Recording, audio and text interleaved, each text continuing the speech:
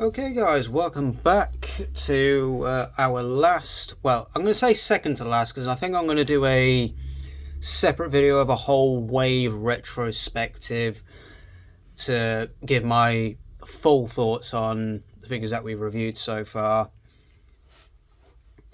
So, in this video, we are finally taking a look at Star Wars The Black Series, the Acolyte Jedi Master Soul. I saved this guy for last because he's an actor that I do know of and I've seen in various other movies and series. And from what I can tell, he's either the main character or one of the main characters throughout this series. And starting off with the packaging right away, he is number 2 in this line.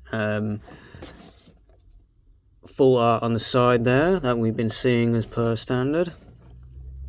And I'm not going to read the bio again because it's just the same bio that we read a couple of times in previous videos if you want to check those out.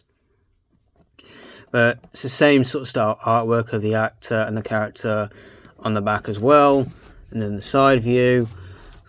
So we're going to do a little cut here again to break this guy open and take a look at the meat and potatoes of these videos, the figure itself. So I'll see you in a moment. Okay, and we have cracked the figure open, and again right away, this figure, in my opinion, is really good.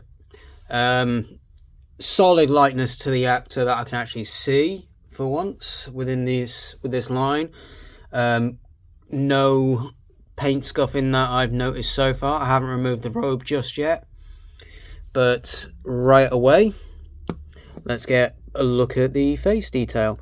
I'm not going to try and pronounce the actor's name because I don't want to offend or upset anyone by mispronouncing it, so we'll just call him Soul throughout this.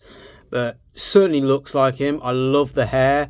It reminds me of my hair because this is how I actually have my own hair. I don't have it right now. I've just got a hat on at the minute, but not that you guys care to know. But my hair is actually this long, this colour, and this is how I mainly have my hair throughout. So I'm a bit biased on that. But right away, as we've seen with all these Black Series Jedi figures, the hood is sewn down again. But the Jedi robe, I'm going to replace all these robes with a third party somewhere for a wired one,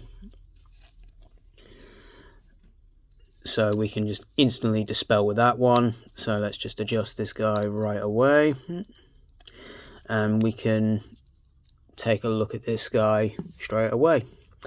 Now, right away, this guy looks really good. I love this guy. I think he is my third favourite within this line, and I don't say that lightly. In my opinion, the sculpt is basically, from what I can tell, is the same as yours, minus the gauntlets and I think the boots. Just taking a look at yours real quick. Yes, it's basically the same from what I can tell. And I think this bottom bit is a little bit different. But it's distinct enough to know that this is indeed a different character. So right away, standard articulation, double ball joint at the neck and the head. Again, there is a butterfly joint in the shoulder, but because of the Jedi pauldrons, you don't get a lot of range with that. So single elbow again, and standard. Is there a hinge or a swivel?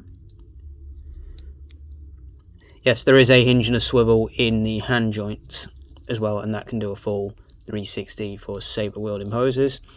Standard ball joint in the torso, and again at the hips, another thigh swivel, and singular knee. And does he have a boot cut?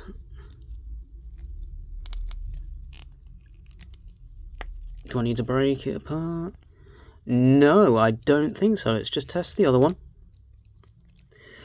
I don't think Soul has a boot cut for a swivel, which is strange. That's interesting, because Yord had it, but he also has his forward-facing pin for a rocker on his foot there. So definitely a little less articulation for Yord there, just on that boot swivel. So I wonder why they chose to do that for Yord but not for Soul. I wouldn't know why there wouldn't be a boot cut there, considering that they both have different boots. So to me it appears there should be one there, but for some reason there isn't. But in terms of his other accessories, he comes with his lightsaber, which is again very similar to Yord's but different as well. Has a little bit of a black grip detail there, and then some black at the bottom.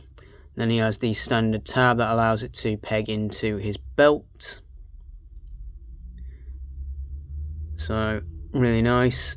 And on this one it doesn't appear to have the sort of blue burn mark that I can see. I'm not sure if the camera's picking it up. On the edge there, to signify that that is the hot end of the lightsaber. But again, it's not a big deal per se. It is a nice detail that I have liked seeing on those figures, but overall it's not a deal breaker for me. Now Soul has a blue lightsaber, which means he is more of a warrior type. So he also holds his lightsaber fairly well in his hand there. And then of course it pegs, I believe, into this side of his belt from what I can tell,